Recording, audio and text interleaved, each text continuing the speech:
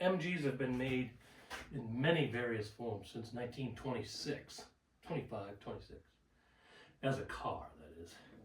And up until the present date, this particular version is the MGB, and it was made from 1962 to 1980. And there was subsequent remakes, even by the factory, in, I believe, 85, 84, something like that. They made a few. And then they've done a lot of more modern namesake cars that are made in much more modern manufacturing type. This is still an old world gasoline and rubber sports car. This one, however, has had some pretty serious modifications done to it. It has a completely new chassis system. It has a modern, heavier duty rear end. It has a almost vintage for the period Ford V-8, and it has a completely manufactured front suspension from Jaguar components, Volvo components, and various other parts. All, of course, you could buy, but they were all scavenged from the scrap heap.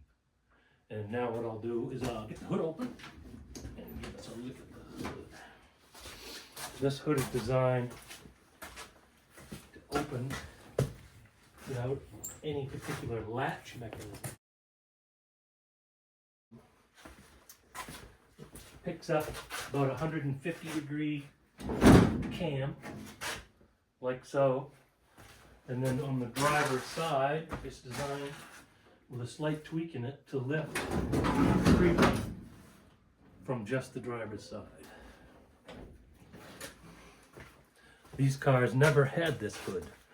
This hood is totally replaceable panels that you could buy to replace your parts, but they're all normally a front opening hood like you'd find on any normal vehicle. Little demonstration on the hood.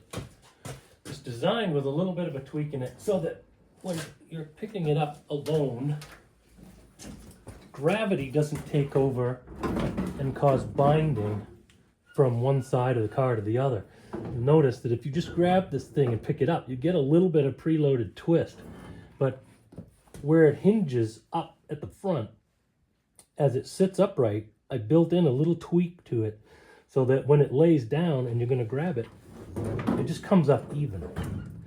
But as you can see, it goes in there, right in that little device. And now that's ready to plug in with the camming action of the hood hinges.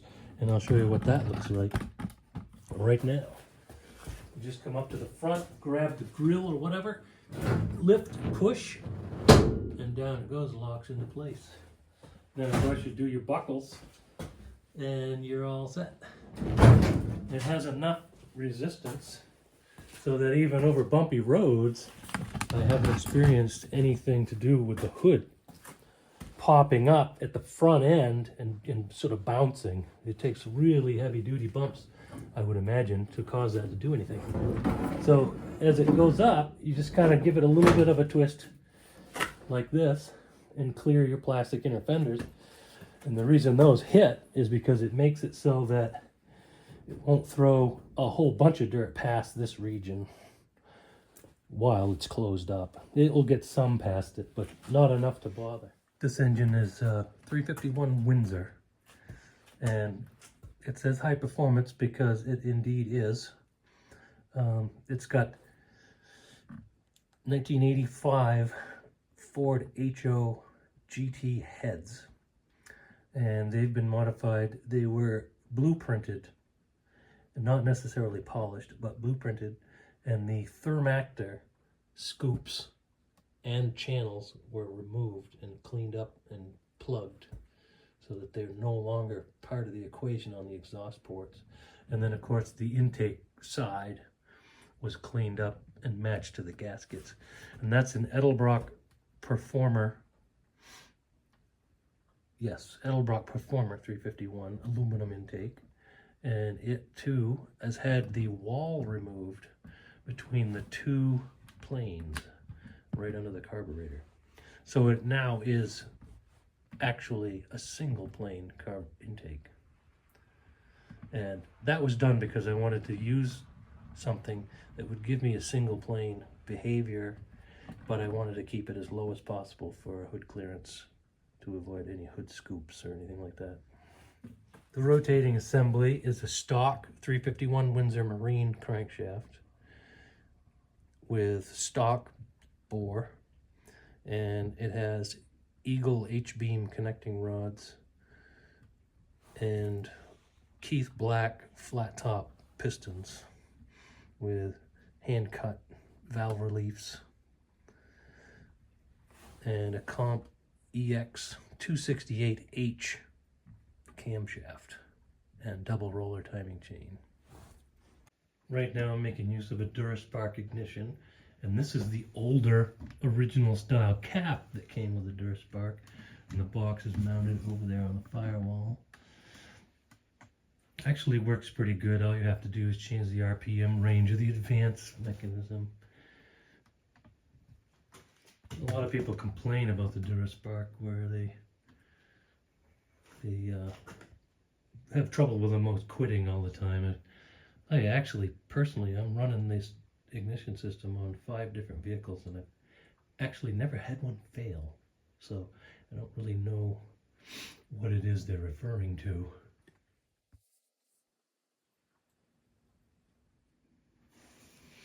Here, what comes into view real easily is the remote oil filter setup.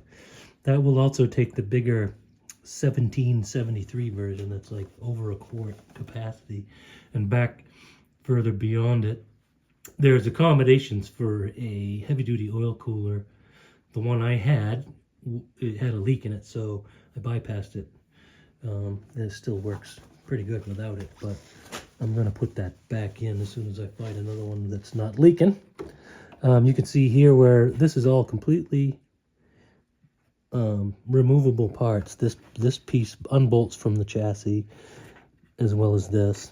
And you can see down in here, this gives you the ability to adjust all your caster and camber on the top and the bottom, as well as leaning the ball joints forward and backward on the top and the bottom. And you can see how that works with these Jaguar ball joints. The top and bottom joints have that same mechanism. You can see all the shims here. And those same shims work inside on the end by the frame end. As is pretty obvious at this point, this engine is really easy to work on. These rails here, normally in, say, a vehicle like a Jaguar E-Type, for example, this is actually a structural, permanently built-in rail. It's bolted to the firewall and bolted down bottom. In this car, this is just a handrail to lean on while you're messing with your idle jets. This rail here, this is actually a brace. The car was built so that it would pound down the road and not need to be braced, and then the brace was added. I've had the engine out of the car after all this was fabricated, and I was actually able to pull the engine and transmission out without removing the unboltable rear crossmember for the transmission. So there's surprisingly more space than you might think right here. Dropping that transmission crossmember is obviously going to be a much more simplifying method of getting this out of here. But you really only need to take the headers off and take this crossbar off, which kind of includes these, but not necessarily. The radiator is mounted in a much the same way. There's just 2 bolts right there, and you literally undo the hoses and pick the radiator right up.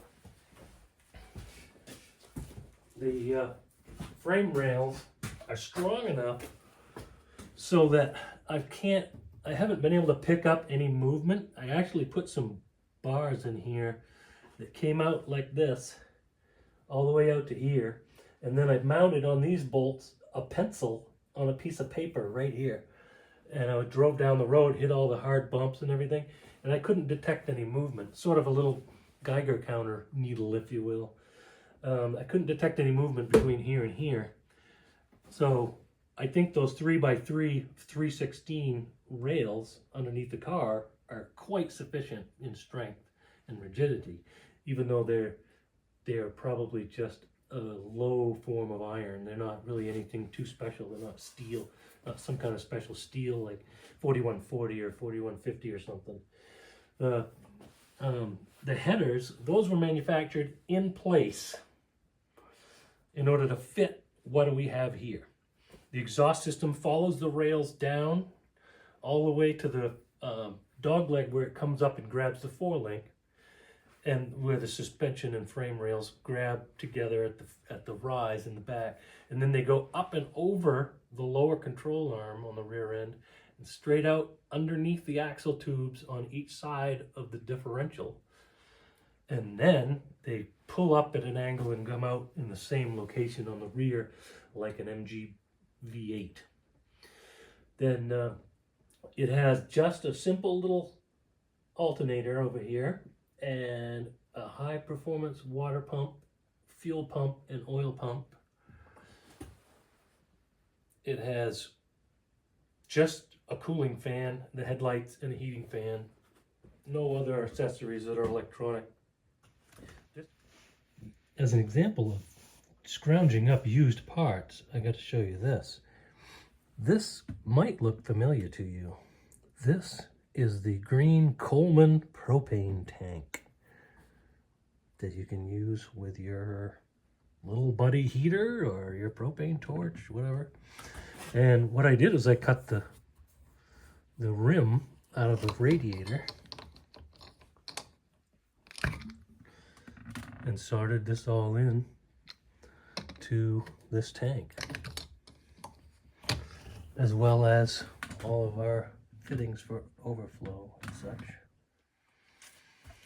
And the radiator comes from a 2011 Escape, Ford Escape with a manual transmission. It has 482 square inches of surface area. That's what you get your cooling capacity from, is square inches of surface area.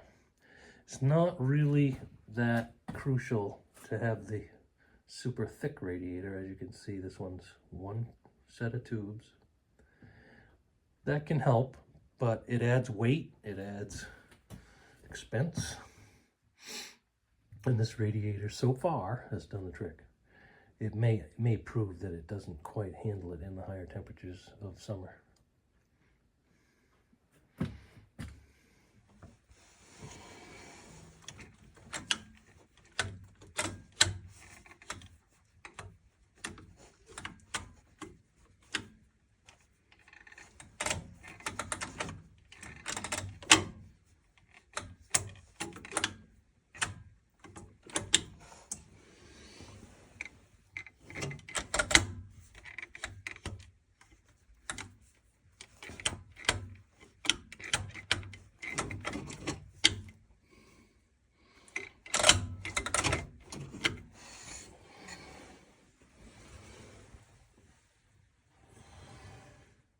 With this big engine, you probably think it lost a lot of space inside. I don't know, you be the judge of that. It looks pretty good to me. And I've driven it around plenty with its original tunnel and floor spacing. So the rails that were installed into the unibody and literally welded in, they come up along this panel here in a short bend and they stop here. These upper legs didn't need to be dimensionally the same size as what runs down the length of the car. So these are actually 2.5 square with a 1/4 inch wall, and they're only about 16 inches long total with a bend in them, with a cut and weld bend. And then you have a cross member here and another cross member right down there that are all behind the transmission. And then you can see the exhaust possibly runs through here. And then this unibody rail hiding here goes down through the car, connects to the rocker panels, and goes all the way back to the rear bumper. That has a big tube diagonally cut and runs down and welds to the side of this, and then welds to the side of this. And that connects our frame arching over the wheels to this frame in the car. And then here you can see where I've installed a pinion snubber. Notice the two different bolts because they're used. Normally you would have found batteries in here in this vintage. This being a 64, it would have had two 6-volt batteries in it. So what's going on in the trunk? Well, we've got a battery. We've got a Merc Cruiser fuel filter assembly. And then here is the suspension top mounts. And these have actually got a U-joint, a slow motion U-joint. You have your spring bolt here, and then up here you have a big Delrin bushing that can swing because the springs aren't perfectly vertical. They're trapped at a rearward tilt. So as it goes up and down, that can give some friction relief on the upper bushings. And here you have the gas tank from the front of a 1987 Econoline 250. It's actually quite a ways off the floor in here. It's built onto some fabricated tin cradles. And then the filler tube, and this actually works quite well at the gas pump. No backsplash or anything. And then these are heavy duty Aeroquip straps that are bolted to the floor, and over here there's a tensioning device. Same thing here with the gas tank. They're both through bolted and properly connected for the least amount of chafing and things, see? To keep it from wrecking the strap with any kind of attempts at moving. A lot of people would call this the perfect fire triangle back here, but there's very many vehicles like this in reality. And as I move forward and spend a little bit more money on this car, this is going to get a fuel cell, a puncture-proof fuel cell anyway. So it's not that big a deal. My Jaguar XJ6 is the same way. They have fuel tanks tucked in the corners, and you know, there's just not a lot different than this, so I don't really consider it a big deal. This is an 18-gallon tank, by the way.